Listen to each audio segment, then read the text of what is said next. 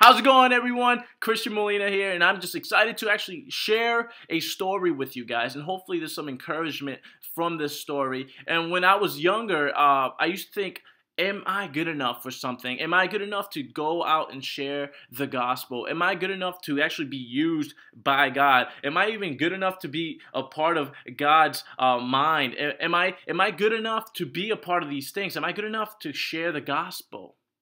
Well, I did think that until I read Mark chapter 5, and it's about a demon-possessed man.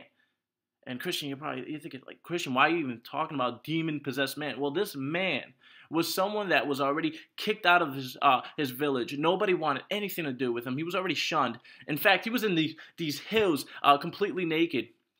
Jesus shows up that day, and he runs to Jesus, falls to his knees, and says, "What shall you do of me?" Well, this man was demon-possessed, so Jesus throws his demon into pigs. They end up falling down a river and drowning. And Jesus lifts this man up and forgives him of his sins.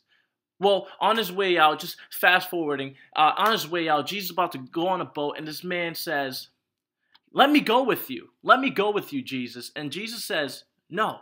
And you would think, why, Jesus? Why are you doing something like that? Why are you just rejecting someone like that? Well, Jesus says, no, go back to your village and testify what just happened. Go and share your testimony. Go and share your testimony to the same village that completely shunned you, that completely denied you, that completely wanted nothing to do with you. Jesus is telling you this. Well, as this man, this demon-possessed man, you must be thinking, is this man crazy? So he ends up going to this village. And let me tell you something, where Jesus comes back to a village later on, and he is preaching to a village, and this village is filled with believers. This one man that was denied, that was shunned from the city, that nobody wanted to do with, ends up bringing a village of believers.